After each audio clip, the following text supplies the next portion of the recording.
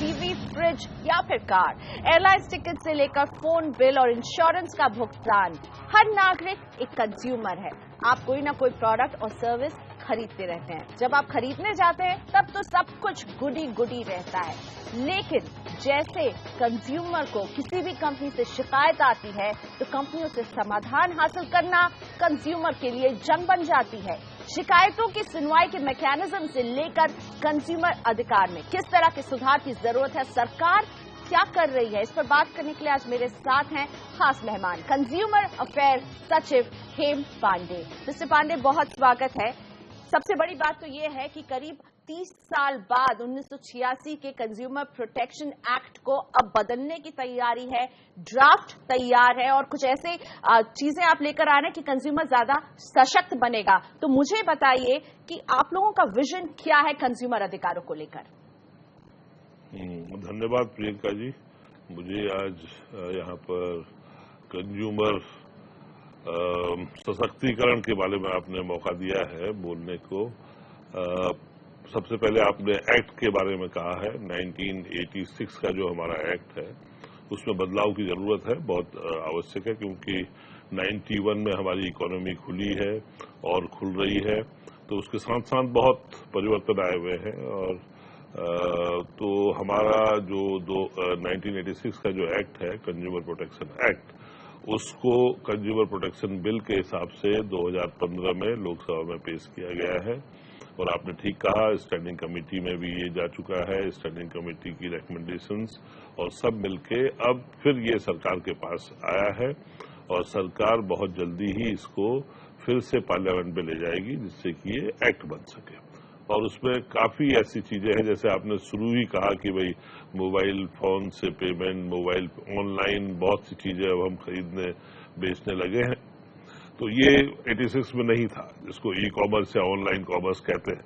तो आज उसके बारे में इस एक्ट में कि क्या परिभाषा होनी चाहिए। कॉमर्स तो वही है कि भाई आप बेचते हैं, मैं खरीदता हूं, उसका पैसे का आदान प्रदान होता है, वही कंज्यूमर कहलाता है, क्योंकि सब चीजें तो उसमें नहीं है। अब ये सब ऑनलाइन हो रहा है, तो कैसे हम इसको भी इसका समाधान करेंगे।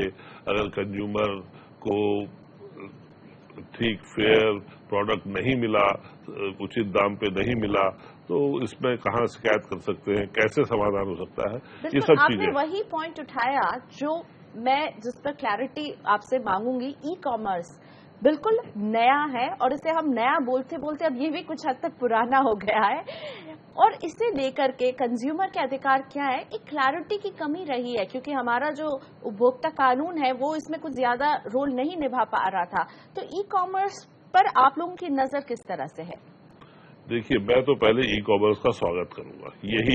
यही आज तो शुरू हो गया, कल यही होगा, और मेरे ख्याल से ज्यादातर कंज्यूमर तो इसका लाभ उठा रहे हैं। लेकिन जो हमारे विभाग ने पिछले कुछ सालों से जब हमारे पास कंप्लेंट्स आती हैं, तो उसमें हमने देखा है कि कंप्लेंट्स कुछ बढ़ रही हैं और लगभग हमारी पूरी जो कंप्लेंट्स का प्रतिशत है उसमें 10 से 15% ई कॉमर्स रिलेटेड कंप्लेंट्स हमारे पास हैं। उनमें हम कोशिश करते हैं कि समाधान हो जाए। कंपनी और जिनने कंपनी से सामान खरीदा है उन दोनों को मिलाने की हम कोशिश करते हैं। बहुत सी कंपनियां हमारे पास लिस्टेड है, उनका नाम हमने दिया है कन्वर्जेंस कंपनी। एक हमारी नेशनल कंज्यूमर हेल्पलाइन है, हेल्पलाइन के थ्रू और ऑनलाइन तो हम लगभग साल में करीब 2 लाख कंप्लेंट हमारे पास इस तरह की आती है। उसमें से आप लगा लीजिए 10 से 15% ई कॉमर्स रिलेटेड है और काफी का समाधान हो रहा है। काफी अभी मीडिएशन, हम एक इनफॉर्मल मीडिएशन अब करते हैं जो नए लॉ में फॉर्मल हो जाएगा, नए जब लॉ आएगा। कंज्यूमर हेल्पलाइन का आपने जिक्र किया, कैसे कंज्यूमर आप तक अपनी आवाज पहुंचे, अपनी शिकायत वो कंज्यूमर मंत्रालय तक क्या सीधे ले जा सकता है अगर उसकी कहीं भी सुनवाई नहीं हो रही है? तो नहीं, अब तो जो है हमारे पास ईमेल आ रही है, हमारे पास व्हाट्सएप में मैसेज आ रहा है, एसएमएस में मैसेज आ रहा है। मेरे फोन में ही खुद मेरे मोबाइल नंबर में जो है, जो सब ग्राहकों के पास है मेरा मोबाइल नंबर, मोबाइल नंबर में मेरे पास कंप्लेंट आती है।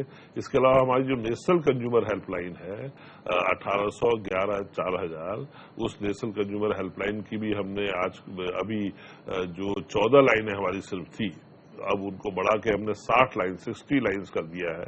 तो ये तो दिन के समय है जब आप फोन के द्वारा अपनी शिकायत दर्ज कर सकती है। तो बिल्कुल, यानी कंपनियां अगर अनसुना करी तो आप सीधा कंज्यूमर अफेयर मिनिस्ट्री तक अपनी शिकायत इनके वेबसाइट के जरिए, इनके नेशनल कंज्यूमर हेल्पलाइन के जरिए, व्हाट्सएप नंबर के जरिए पहुंचा सकते हैं। लेकिन मौजूदा कानून में एक प्रावधान रहा था कंज्यूमर फोरम्स का, जो 90 दिन में आपको राहत पहुंचाएगी, लेकिन वो 90 दिन महज कहने के लिए 90 दिन हो गए। कंज्यूमर फोरम्स में 1-2 साल लग रहे हैं। 3,88,000 केसेस पेंडिंग है, डिस्ट्रिक्ट, स्टेट और नेशनल कंज्यूमर फोरम मिला करके। इनके काम करने की शैली में बदलाव लाने का भी वक्त नहीं आ गया है? सरकार ने ये इसलिए बनाया कि कम समय में, सस्ते में मेरी समस्या का निराकरण हो जाए एक कंज्यूमर का। इसलिए ये 1986 में एक्ट बना, मेनली इसका ये था। और इसमें हमारा 3 टियर सिस्टम है, नेशनल कमीशन है, स्टेट्स के कमीशन है और डिस्ट्रिक्ट में हर जिले में फोरम है।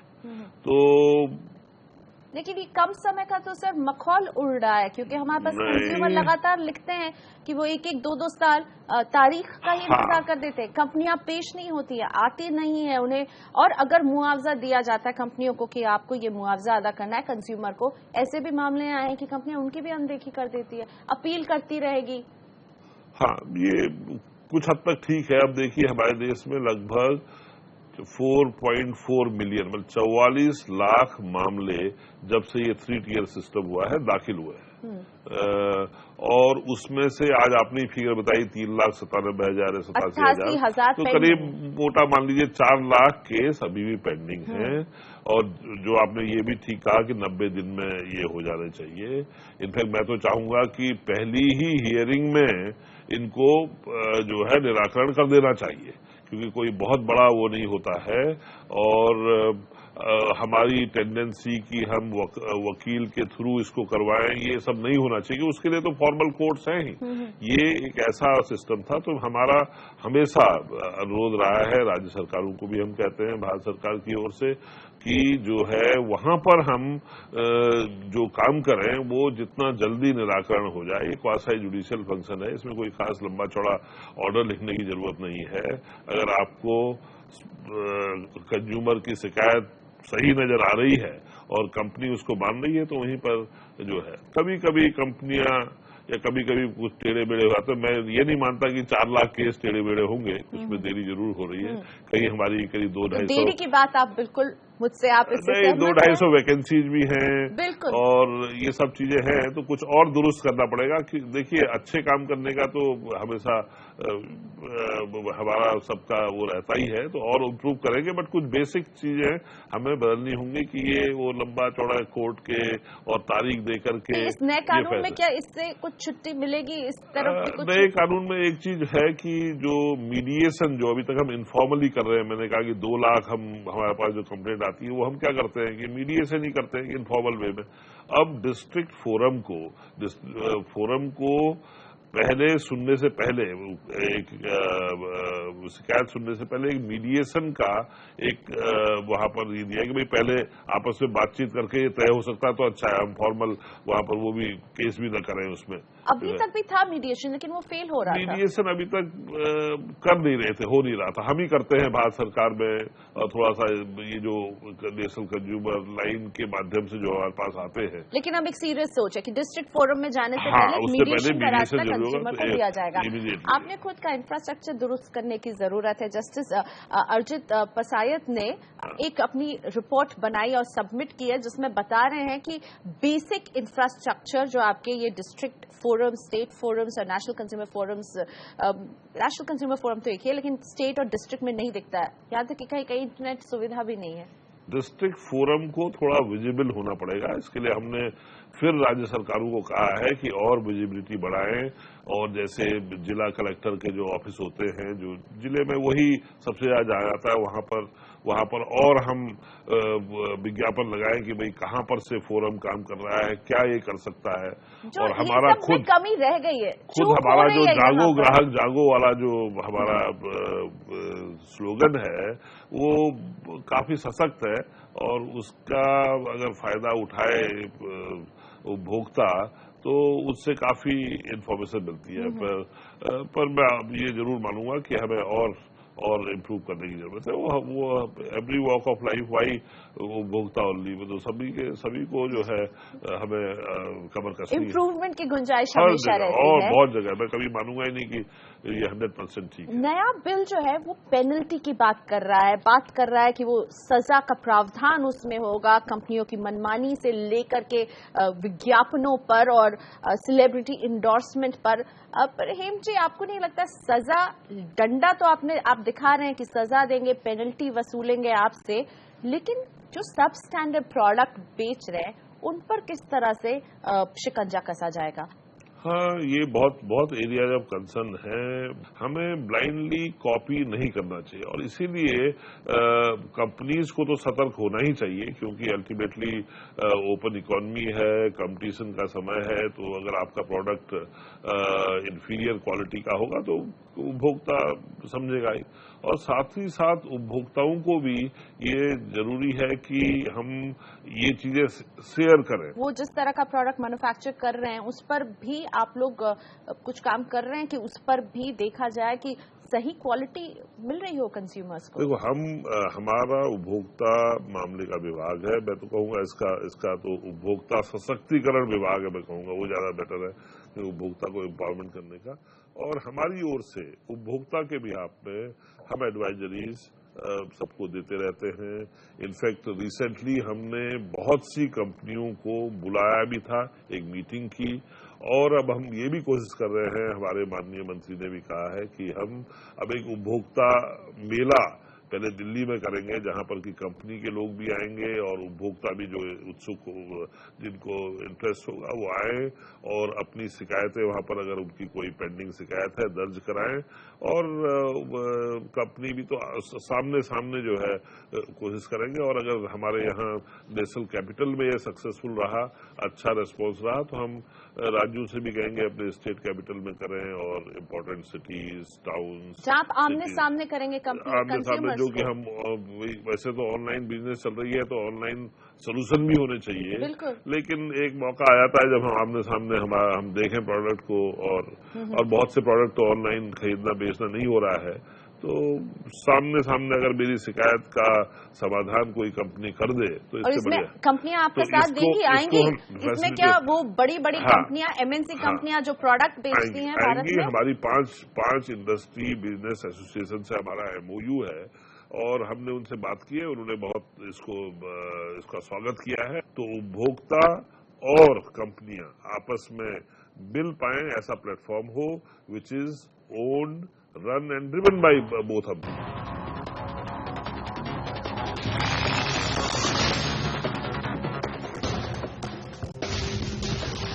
आप कह रहे हैं कि अगर सेलिब्रिटी कुछ गलत तरह के एडवर्टाइजमेंट्स करेगा, बढ़ावा दे रहा होगा, तो उसको आप जेल तक भेज देंगे और 10 से 15 लाख फाइन लगाएंगे।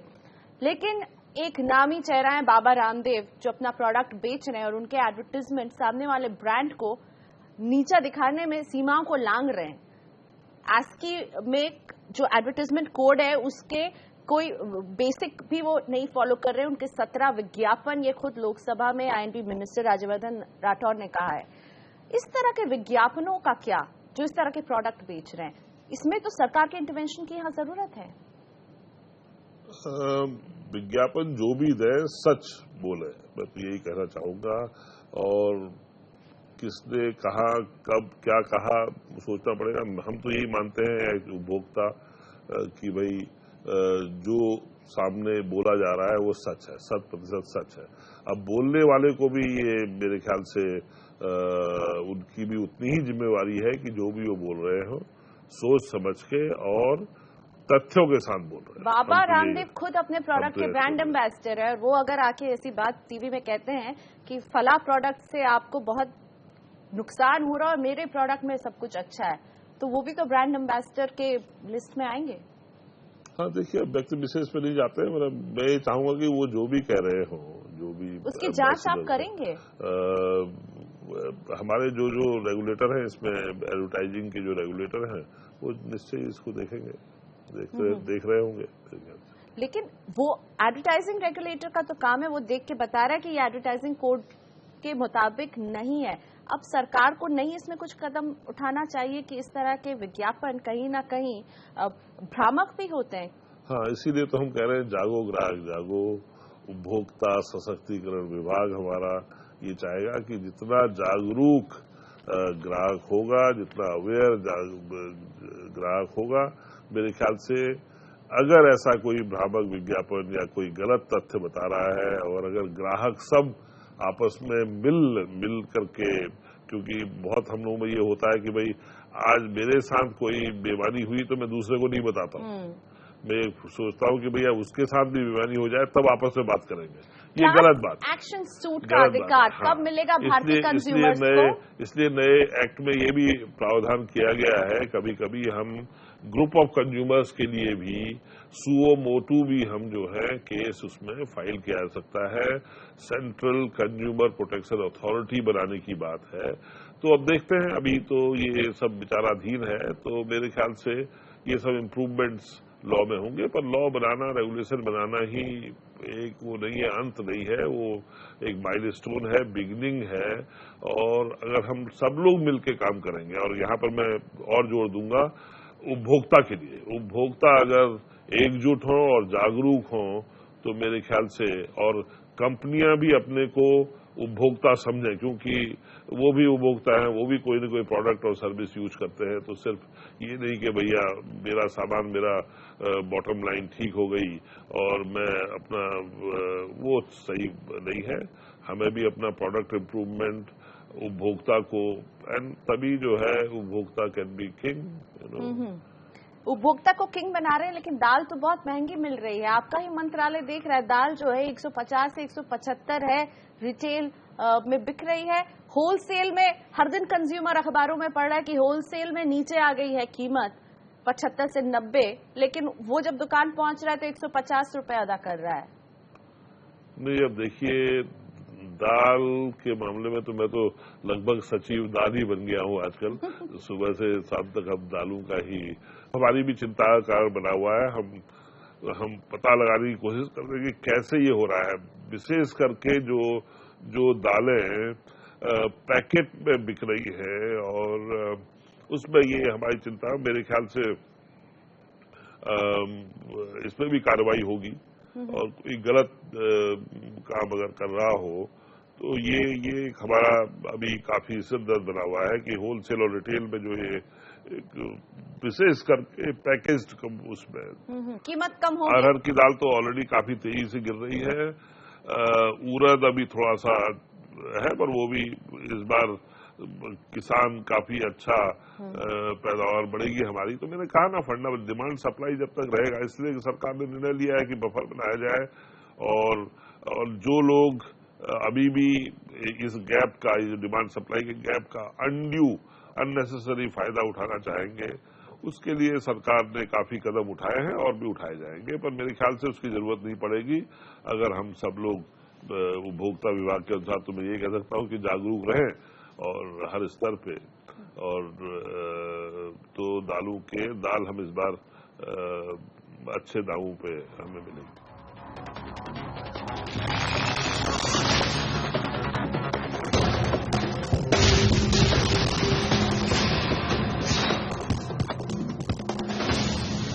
कह रहे हैं ग्राहक को जागना होगा, कंपनियों को नहीं जागना होगा कि वो कंज्यूमर की सुने। सिर्फ प्रोडक्ट बेचते तक ही क्यों सुनती हैं कंपनियां कंज्यूमर्स की? जब जेब से पैसा निकल जाता है भूल जाती हैं।